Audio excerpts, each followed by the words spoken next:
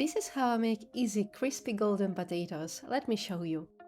Peel and cut potatoes into small cubes about 1 centimeter or half an inch size. Add salt and water and parboil them for about 10 minutes until they are like al dente pasta. So they are cooked on the outside but uncooked on the inside, and they will finish cooking in the oven. Add oil, lots of oil, then spices of your choice. Here I have paprika, cumin and coriander, and then mix everything together. Depending on the variety of potatoes, they might become mushy on the outside, they might stay firm.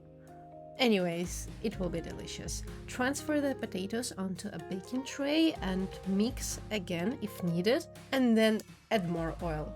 Here I have a spray bottle, so it's really easy to do that.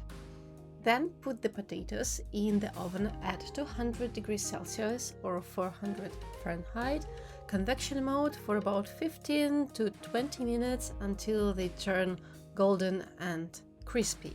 Serve them immediately with the protein of your choice. Here I have not protein, but something really delicious, some creamy wild mushrooms and cheese because I'm a vegetarian, and some fresh tomato salad with balsamic vinegar and herbs.